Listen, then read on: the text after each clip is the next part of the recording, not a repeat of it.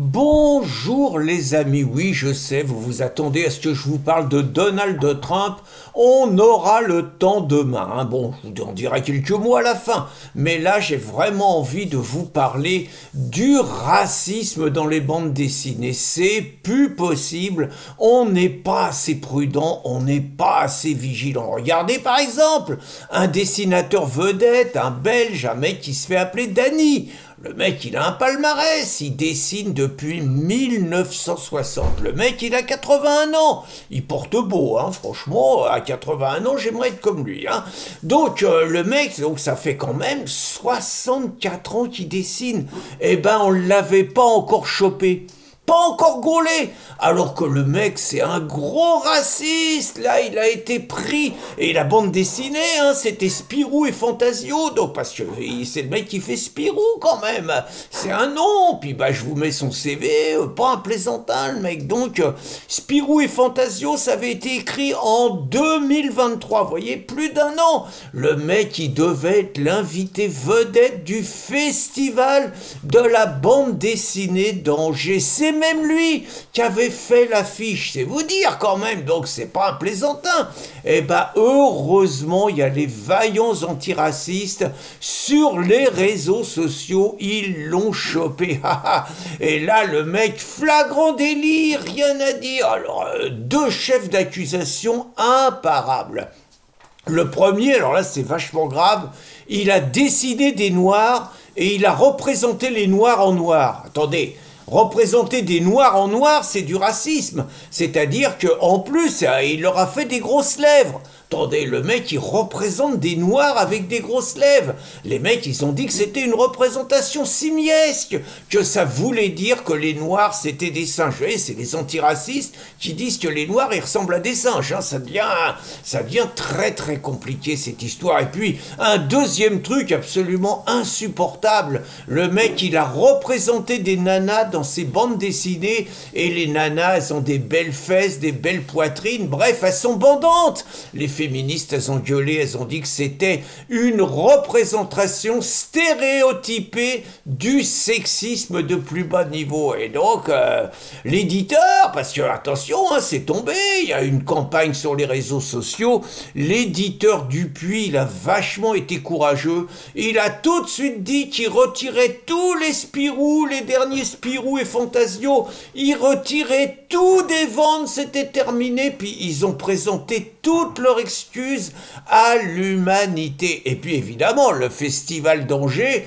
le mec il est plus invité, c'est plus possible. C'était l'invité vedette, mais il savait pas. Donc lui, c'est terminé, c'est plié. Ce qu'on sait pas encore, c'est qu'il avait fait l'affiche aussi. Alors ils savent pas s'ils vont garder l'affiche, qui est pas raciste, paraît-il, hein.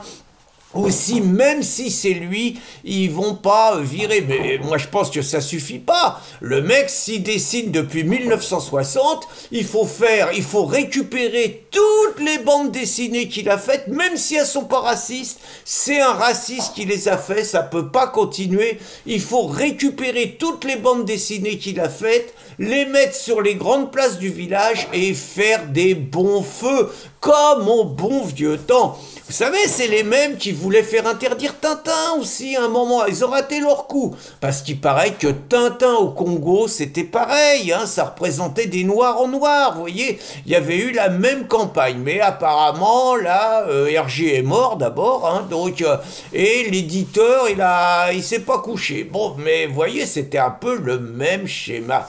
Alors, dans un autre registre, hein, pour vous montrer quand même que la liberté d'expression, elle se porte bien en France, vous avez nos vaillants libraires indépendants. Alors eux, attention, hein, c'est des combattants, hein, c'est des mecs de gauche, ils ont des idées, ils ont des valeurs, et donc ils combattent Amazon, parce qu'ils nous disent que Amazon, c'est contre la liberté, que c'est un géant américain, que ça leur fait du tort, et qu'il faut défendre les petits contre les gros comme ça. Moi j'adhère à ce discours, je suis pour défendre les petits. Vous voyez, par exemple, j'ai acheté récemment notamment un livre, je vous en parlerai d'ailleurs. J'ai été le commander à mon libraire, alors que j'aurais pu l'acheter chez Amazon, vous voyez. Par ailleurs, je trouve qu'Amazon, au niveau de certaines commandes, c'est pas toujours mauvais. Bon, parenthèse, hein. Mais donc, nos vaillants libraires, ils sont d'accord pour défendre, donc pour se battre contre Amazon, mais attention, ils ont des valeurs, hein, et les valeurs qu'ils défendent, ça leur interdit de proposer à la vente le dernier livre de Jordan Bardella, ils en veulent pas, c'est pas leur valeur.